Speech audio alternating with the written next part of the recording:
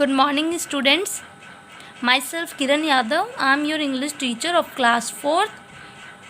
How are you all? I hope you all are great and doing well these days.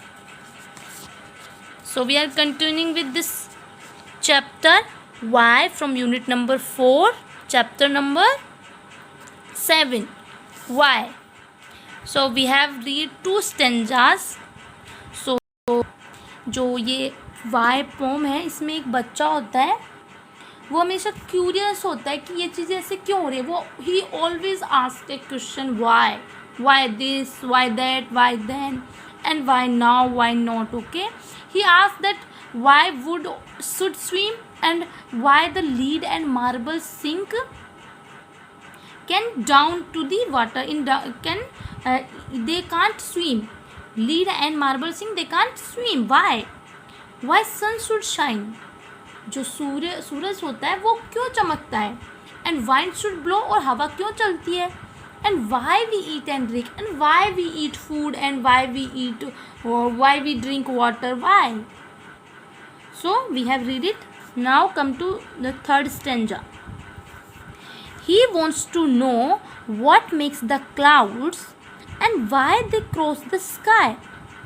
So he wants to know that what makes the clouds, कि clouds को कौन बनाता है, clouds कैसे बनते हैं, how makes the clouds, what makes the clouds, and why they cross the sky.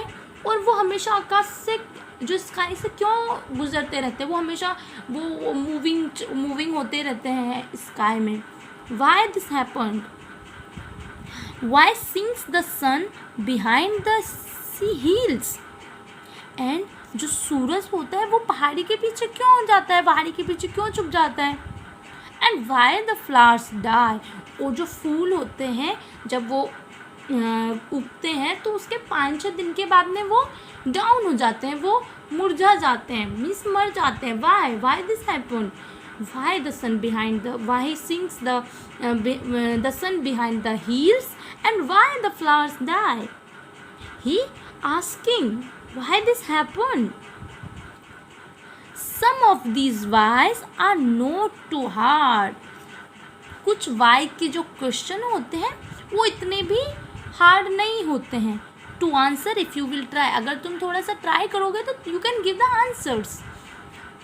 कुछ जो वाई के जो हम क्वेश्चन पूछते हैं, जो वाई के क्वेश्चन पुटअप करते हैं, वो इतने भी टफ नहीं होते कि हम आंसर ना दे पाएँ. तो we can give the answer easily. Others no one ever yet has found the reason why. और कुछ क्वेश्चन वाई के कैसे होते हैं जो कि हम उनके आंसर दे नहीं पाते हैं, मतलब उनका कोई आंसर हम एक्सप्लेन नहीं कर पाते हैं. सो कुछ तो वाई के क्वेश्चन होते हैं we can give answer easily, but some questions are like tough, we can't give them answers. Okay, so this is a poem about a why question. So the poem is about a little boy who is always very curious. So the summary of this poem is being curious is a human nature, particular young children.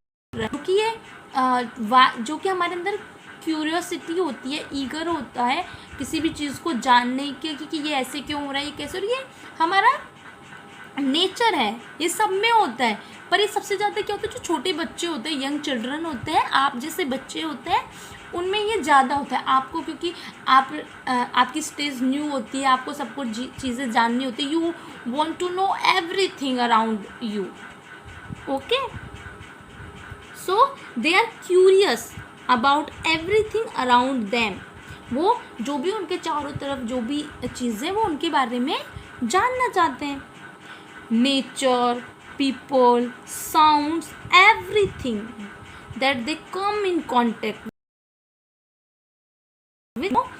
जो भी उनके आसपास चीज़ें होती हैं, nature, people, sounds, okay, everything, जिनके भी contact में वो आते हैं, वो सब के बारे में जानना चाहते हैं. They want to know everything.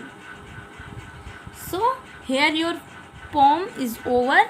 Now let's know the some new words, children. Curious, lead, marble, sink, reason. The spelling of this curious, Curious,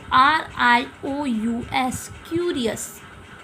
Lead, lead. Marble, marble.